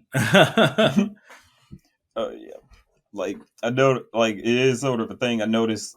It took me a minute to notice this, but I think like in a lot of the songs, more of the non-diegetic songs, they're sort of parodies of known songs. It took me a minute to realize it for a bit, but like wasn't until like the finale because this one song they're playing, and I'm like, these beats sound familiar, and then I'm like, Mm. wait, is this "Can't Stop the Feeling" by Justin Timberlake from Mhm. Trolls? Oh like my it sounds very much like it. Like I'm like, those sound like the same instruments and Mm. somewhat of the same cadence. Hmm. And then Yeah, they definitely have their like inspirations. Like I can't speak to their exact process. Like that's definitely when if and when Bill you get to talk to them and stuff. But right, like um yeah, they have like their inspirations that they get to the composer, and like they kind of build off of that, mm, what they're hoping to hear, or the type of like sound that they're thinking of. right, And I think even I think Bill had like a playlist too of like just all the songs that uh he was hoping to get a sense of vibe wise in the series. I think that's public information. Hold on, let me check. I'm pretty sure he said that. I feel like he tweeted about this. I feel like this is a thing that I'm not revealing. I mean, as long as it's not something where it's like, well, you told me, and now I got to die for it. Yeah. Wait, hold on. Let me. I'm like looking at my Spotify. Hold on. Give me 1 second. Come on. Come but on. but it is like that. But it is like very interesting because I think I look back on one of the songs and it's like this. It's like, wait, this is Eye of the Tiger because it was the Libby Mhm. versus Scratch like Coliseum Yeah. battle, and I was like, yeah, that's Eye of the Tiger. Like, oh my god, I'm just now realizing it. Yeah, yeah. The musical influences are vast, and when you, it's like it's. I feel like it could be like a riddle or guessing game where you're just like, who like this is a song from something, Yeah. and I don't know. Like it's kind of interesting too because like I can't remember what song this happened with, but I remember there was a song where uh, they kind of explained just some of the lyrical input to it and or the rhythmic input to it, and like I was kind of like, oh, this sounds like such a good original song, but then like the lyrical, they're like, oh yeah, this specific like lyrical thing is from this song, and I was like, oh wow, like that's, and it's like it was also like from a song that was uh like super like from the 70s, like it was a song from the 70s, and it was like a not like even a popular song, it was just a song from the From 70s. It was '70s. like oh my god, like this is how deep their musical like prowess goes. It's like, oh, this is a reference to this song from the 70s that no one knows about, and it's like, oh dang, okay. That was what got me when I realized the season finale song was. I was like, so they just kind of go with whatever song they really enjoy. Yeah, yeah, Like, I truly. mean, but it's interesting because then you're like constantly thinking, okay, maybe I've heard this song, or it's you're wanting to find out what's the inspiration for this song, and once you do, it's like, cool. Now I also got a new song to add to my playlist or something, you know, along with like the Molly McGee songs. All right, I just found the playlist, the Ghost and Molly McGee inspiration playlist, and it's a public playlist, so I could talk about it. Oh, good. So no, good, no. I'll send it to you right here. Actually, I mean, your audience probably won't be able to see it, but maybe you'll put it. You can put it in like the info. I'll put or it in the whatever. info. But yeah, that was the musical inspiration playlist, and it's like, yeah, it's really cool to hear and see just the different references musically that they're making, and sometimes they're just like obvious, and sometimes they're just like completely gone over your head because you just don't know all music, you know. This is like whatever they just dig musically. Exactly. Like really interesting, kind of sets it apart from like what your regular like musical fodder. It's like sometimes they just, you know, because sometimes it's always the case that maybe you want to use a popular song or something like that. In some, it's like a little too popular that people are like kind of thrown out of it. But here, it's like it's obvious parody of these Yeah. famous songs, and they're made to match what's going on in the episode, you know, or what's going on with a character. So that way, it helps keep it more contained to the actual show rather than feeling like, oh, it's just pop culture reference for pop culture reference. Yeah. It's like, no, they actually do some interesting stuff with this. Right. So, oh yeah, and I totally forgot that they also, I kind of they have like like 5 songs on Spotify from the show, right. and I'm like, I wish that they put more up. Like they Right. need to actually start putting up these songs. Like they only put 5 up. Like Yeah. come on now. Like and that was like October. Yeah, they released these in October last year, and I'm like, come on, like release some more songs. What are you doing? Exactly. I was thinking about that. I was like, what? Y'all gonna release the rest? Because there were definitely some other songs there. Because these songs are like serious bangers, and you're not like, let your audience like listen to them without having to try to like only hear them in the episode. Right. Or rip them. But yeah, just like come on now. Exactly. Yeah. But I think to kind of move on a bit. Yeah. You were a co-founder for Black and Animated with Brianna Williams. So can you like explain what was it like trying to get more Black or even people of color in the animation industry, and maybe if you want to go in a bit more detail about what it was, what it is. And yeah. So Black and Animated, it started out as a podcast, and our goal with that was to educate and inspire and empower Black creatives trying to get into animation. That was our goal, and it kind of built from that podcast into being more of an organization or group of us trying to like continue to enact those efforts, and it was kind of interesting because we wanted to do it in a sense of like trying to do networking events. Like that was our goal initially set out when we were like, oh, let's like something that we can do to continue to help people is like networking and like helping people to network and connect with studios. And then a pandemic happened in which you can't really have networking events in the same way you used to. Yeah. So it completely changed what our goal, or not goal, but our specific steps were, I guess, like our actions, like what we would do.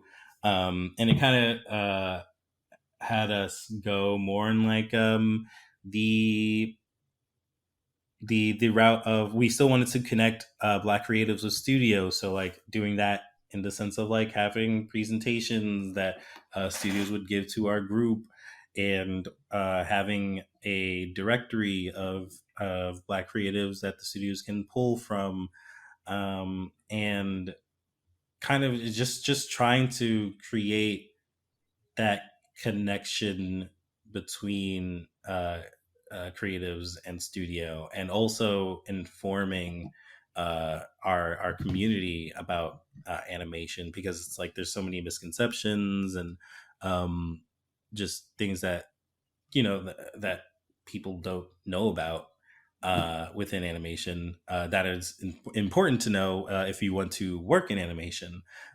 So trying to bridge that gap, and as well as trying to just give this empowerment so that you don't feel like black creatives are alone in their efforts in entering the industry. It started with this core idea that, as Bree and I separately were trying to get into animation, feeling Mm, this sense of like uh, not seeing ourselves or not seeing others like us right. in animation, or whenever, like even in the content, if we saw ourselves, it was within a specific set of criteria that was not always ultimately just what we related to, but were had to relate to because it's just what we're being fed Hmm. in that content wise. Um, so it's just a it was a way for us to kind of like bring that sense of like, hey, you're not alone, and like, hey, like here is like content that we're seeing made in animation and presenting it to you, um and all of that. And it has such it has had a pretty big impact. Like it's so great to see like people that have entered the industry through our just informing through our information, and through our community. And uh it's like it's weird also. It feels strange, and it's also just like, wow, like, oh, I helped out someone. Like, it's so weird. um and yeah, I mean, it's just like ultimately just trying to help people get in who feel like they have a handicap because of their identity, which Right. they just shouldn't feel that way. Yeah. I totally get that. Like, because growing up for a lot, and I definitely know this from experience, like growing up, you watch a lot of animated shows, you're laughing, you're having fun, but you only see a few handful of like characters that may look like you. Hmm.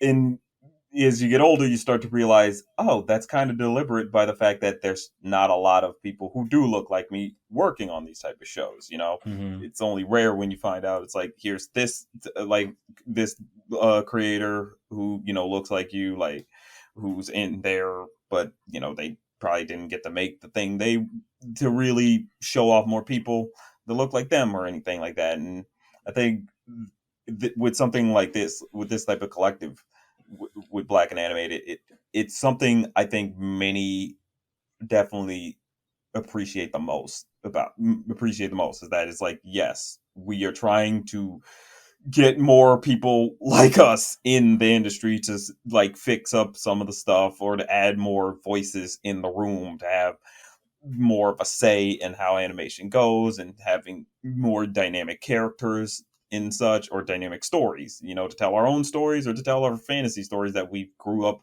wanting to tell. And I think that's just something that's just amazing about Black and animated overall, is the fact that it's this big community that's grown a lot, and so many people are finding work in the industry themselves through it. It's Mm-hmm. That's just something that's just, I think so many people like growing up, or even yeah, so many people growing up, even old heads, would definitely appreciate the fact that it's like, at least it's here now. It's like better late than never. At the end of the day, it's like better we have this now, because we didn't have it before. Mm-hmm. You Yeah. know, to to really inspire like that new generation to get in, because a lot of us Black folks or people of color just didn't really have inspiration to do it. A lot of us didn't think we had the ability to get into it then, but now we have these type of groups that say, yeah, you can get in. There is a way Mm-hmm. to in. Like Mm-hmm. we're trying to show you, here's the doorway. Mm-hmm. We're trying to let you right on through, and I think that's just what's honestly pretty amazing, Yeah. that it's that could be that helpful. Yeah. Yeah. It's kind of it's incredible, like the amount of work that has been just like done since, like, I mean, even imagining when it was like just a podcast too. I think like, oh man, I felt like starting a podcast, I was kind of just like, oh, this will be, I mean, not only like, helping out people that are listening, but like it would help me out honestly too, because I was like, okay, I don't know everything there is to know about the industry. Like I think we started the podcast like just as I was entering. I think Brie also was trying to get into animation, um, and I was just entering. Like I just got my first job storyboarding, so we were also just like, "Hey, we want to know how you got here and how you feel being Black in animation," Right. and it was basically that. It was like, "Oh wow, we're here. How did this happen? How did this happen for you? Like, how could this happen for someone else? It's crazy." Right. And that was our starting point. We're trying to figure it out, and I feel like in many ways we're still trying to figure it out. But yeah, it's just like there's so many different ways that anybody enters the industry too. So just hearing those perspectives is incredibly important. And yeah, and that's like that was something that we were trying to bring podcast wise, and something that I think is also now that it's a group, like trying to bring in that aspect as well. Yeah. And it's in, I've seen it definitely have its impact. Like constantly, if ever I apply, whenever I apply to something, they ask, "Hey, where'd you hear about us?" It's like, let me open this box. It's like, oh, there it is, Black and animated, right there. You can type it in, or I mean, sometimes you type it in, or it's just like one of the selections, and that just speaks to how much impact it is able to have. Or I constantly hear about like, here's this job opportunity, because constantly in like the Discord, which for those of y'all watching and listening, it's like, if you're looking for some help, it's like Black and Animated Discord. No, I'll leave. Mm-hmm. Like go there and you find all these very helpful resources, people willing to like hear out what, or read like whatever script you might have, or give you pointers on storyboarding or your coloring or your animations you have, see other people's independent projects that they're even working on, or even share your Mm-hmm. own independent projects. And like it's just a great community to basically build from, that you could build up Yeah. from. Mm-hmm. We didn't have that often, that we could just come together and just share our love of animation, in a sense. Mm-hmm. Like Yeah. our Yeah, and I mean, I have recently like stepped down from a leadership role in Black and Anime, specific just because of juggling. Yeah. Juggling is hard. And I was like, oh, I want to focus on like my career. And yeah, so I mean, it's really cool to see that it is still thriving too. Like I mean, not that it was running because of me or something like that. It's just like Mhm. it's just really cool to see it. It's almost like having a little like baby bird, and it's like, all right, it's time to go, baby bird, and it flies It's off, and like you're time like, to fly off wow, out of the that nest. that baby bird's flying. Look at it, and you just watch it fly off, and you're just stuck in the ground, and you're like, dang it. No, where's this metaphor going? No, but yeah. It's just like it's cool to just see it continue to thrive, and see it still having an impact with people, and yeah, it's like it's incredible. Yeah, definitely. It's definitely something that I think so many, and I see constant people like talking about it. I remember some person was like, "Hey, I think you go to my school and such, and I found you from the Black and Animated server." I was like, "Oh wow." That's just how helpful and how big the community is growing, and it's Yeah. still growing to this day, and that's honestly just great to me. Like to know that more voices are able to be heard or be pushed out so they can be heard, Mhm. from this grouping. It's just Mhm. honestly fantastic to me. Mhm. All right. So I guess, are there like any personal projects you're working on right now? I have this seemingly eternal struggle with working on personal projects. And I kind of hate it, but it's always like I always seem to start something, always be starting something, have to be starting something, and then just You not got a Michael finishing Jackson it. something. It always seems like I'm not. What? Why can't I always be finishing something? Have to be finishing something. You know what I mean? Like it's like I feel I like for the past maybe it has been like past 3 years, like I've been like tinkering with like an animated short, and it's like I I keep getting stuck in the idea, I guess, part of it, because it's like once you start animating and stuff, it's like, okay, what if this wasn't a good idea? Oh no, and what if it's not working? And oh god, it's gonna be bad. And I end up getting in this weird cycle where I'm like, all right, I'm just gonna keep fixing this until it's good. And part of me is like, I should just do it and bite the Right. bullet, and like, you know what, like if it's crap, it's crap, but the next one will be good. Right. um but then the other part of me is like, you know what, I got some video games to play. Wait, hold on, I gotta read this book or It's like whatever, like I I got got all other these other things I things. need to do. Oh boy, all these other things that I gotta get done. And then 3 years pass. And it's like I didn't have nothing to show for it. So I mean, right now I'm like, I think a big reason for that I've like kind of thought about is because I haven't had like people like, or friends or like someone to be like, actually this it's all just been an internal struggle, rather than like like basically what we were talking about with Molly, like, hey guy, like, hey friends, can you help me? Rather than me just like struggling by myself. Right. um so I guess I'm in that stage of like actually like talking to people about things that I'm working on and getting their opinions, rather than keeping it to myself and then Right. beating myself up when I don't get it done. Creating is hard. It's Ugh. also hard too when you pumping that creative muscle too, like every day for the man. Or for Yeah. someone else, basically. That also makes it hard.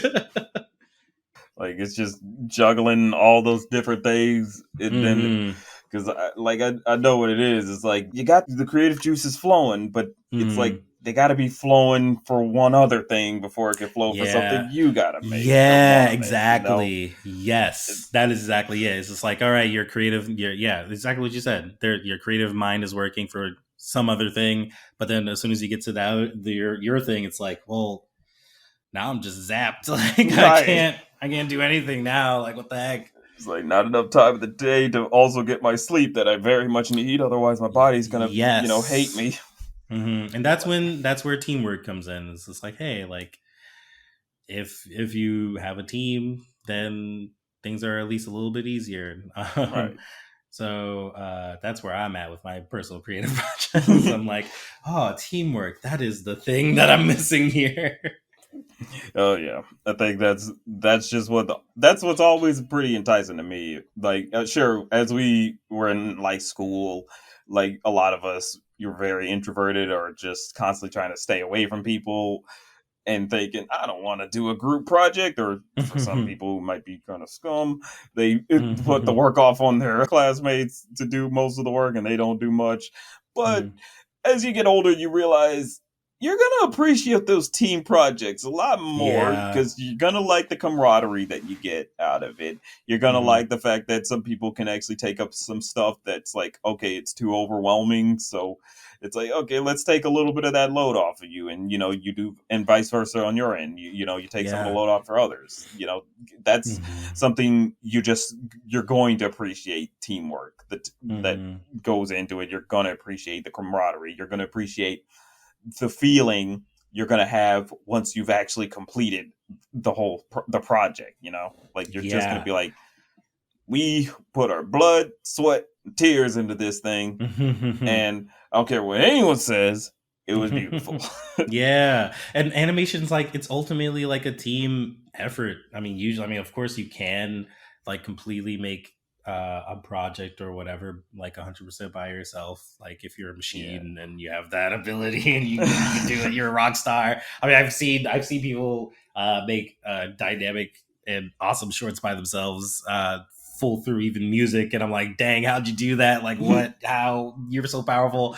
But it's like also being able to understand your own like ability and being to be, it's like having the wisdom to say, hey, you know what, like I can do this but Mhm. I can't do that, so I need the help of someone else. Right. And also having the wisdom to be like, okay, like there was always this aspect that I remember that I worried about when it came to having people help with my own creative project, and that's like uh paying people and not having the money to pay people, Right. and being like, okay, well, I'm poor and I can't pay people the amount I feel like they're worth, or I don't know what they want to get paid, but like I might not be able to pay it, and having the fear of that, and Mhm. kind of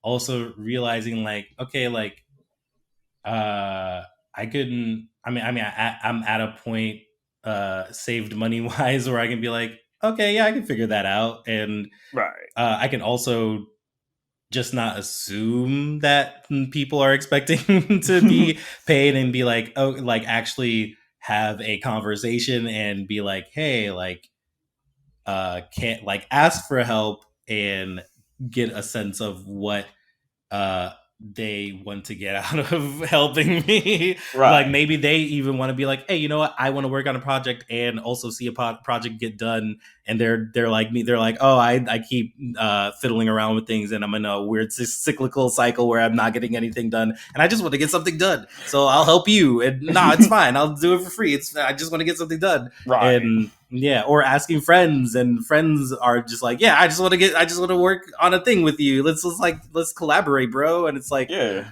actually taking the moment to communicate and see where you can get help, or like what kind of help and stuff like that, uh rather than again being in that cyclical cycle where you just stay by yourself and you're worried about something that you don't even know is going to be a problem. Right. It's, I feel like it's this weird like it's this wisdom, I guess, I'm gaining through not being able to get something done And I'm like thinking like, oh, I wish I had kind of just thought of this sooner, or wanted to get this done in this way, or just like feeling less anxious about Hmm. collaboration. Because like, I mean, I collaborate for work, so I like just I guess being the complete leader of a collaboration was always something that's like left me anxious, uh because it's like, oh, I would have to be in charge of making sure people felt good when we collaborated. But if I'm by myself, I'm only worried about myself, so I don't have to worry about everybody else's thing. And it's just like, nah, you could just like communicate and you won't be in your head about what other people are thinking, because you can just ask about what they're feeling about the thing. Right. Yeah, it's weird. Now I don't even remember how I started talking about that. That's mostly what my a conversation with me is. It's like you'd say, "All right, what's 2 plus 2?"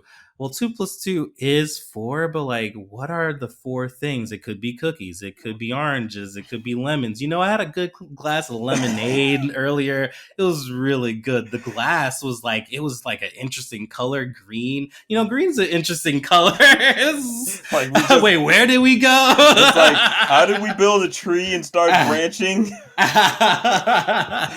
how did that happen? Who planted that seed for that to happen?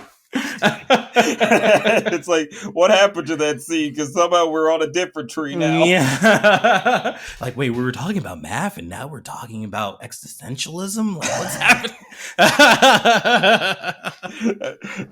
But I mean, it all comes up to be a pretty interesting conversation at the end of the day. So, That's like people will be entertained, people will laugh, people will true. cry, but maybe we didn't make any people cry, or at least they're crying tears of joy or something. Yeah. Yeah. Oh my gosh. But yes. Personal project wise, always trying to work on stuff and kind of just learning.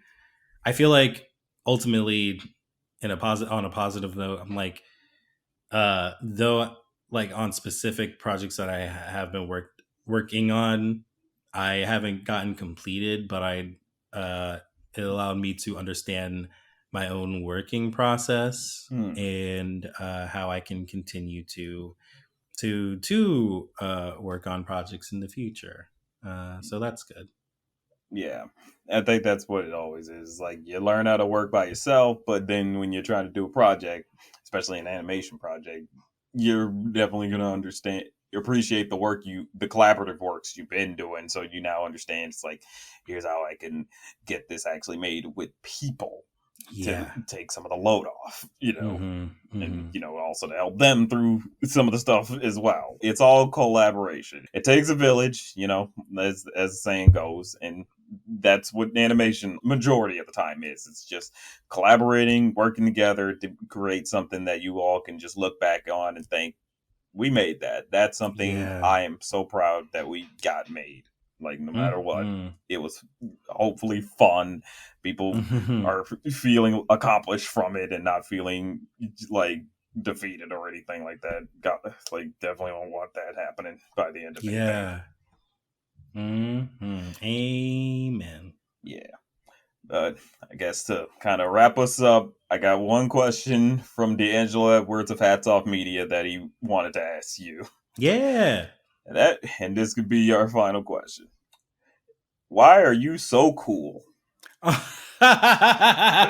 Aw, D'Angelo. Oh, stop. I mean, but it is an important question and a good one to go out on. Oh my gosh, it's such a. I feel like it could be an open-ended question. I could be like, okay, let me answer this seriously, or I could be like, okay, let me answer this goofily. But if we were to assess what the definition of being cool is being yourself. So myself could ultimately be what the question is asking. So how am I myself? I mean, so it's that's what makes it like open-ended too. It's just like, how am I myself?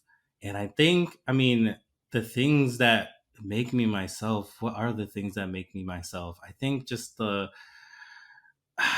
like, it's so I'm trying to think of like things, because like, what is being myself even, you know what I mean? Like, what is that Mhm. even? Right. Uh like how, like, have all my experiences and like just things that I've absorbed like made me who I am and what I want to output.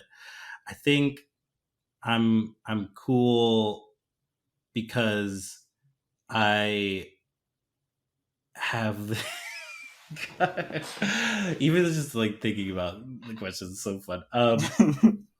Just the creative determination, I guess. I feel like I have like a creative determination that I really appreciate, because I'm kind of like, there's so many times that I'm kind of like, that I think back even on past Wayman stuff, that I'm like, it would have been so easy to just give up. And I think I just have this like burning passion for animation, and like uh trying to create things. And even when the burning just wanes, I still have Mhm. this like need, this core need to get something done. Um and I let's see what else makes me myself, which ultimately makes me cool. I'm like always just trying to figure things out in terms of like, I don't know what I like and like how I'm feeling, and trying to figure myself out mentally. Ooh, that also makes me cool. Like, also like understand, trying to figuring myself out mentally, and going to therapy is cool. Even though I haven't been back to my therapy in like a couple months, but that's fine as long as you go back at some point. You know what I mean? Right. But like trying to understand yourself and the type of things that you want to put out in the world, I feel like makes you cool too.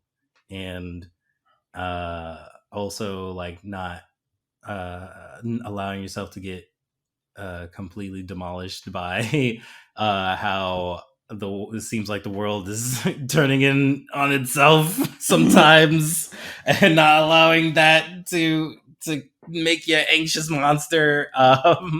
And focusing on, not even just focusing on the good things, but allowing like the emotions to exist, and knowing that, okay, there's you have to keep going, because I mean, once you give up, then it's just, you're giving up.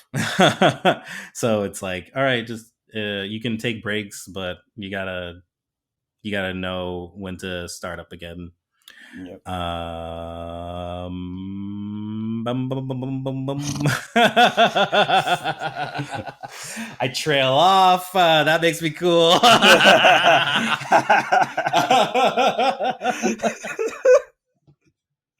I'm super lame, so that makes me cool out of nonconformity. Yeah, Yeah. you're yeah, like you're so hot, you're ice cold, that type of stuff. Yeah. I'm so uncool that I wrap back around to being Right, cool. exactly.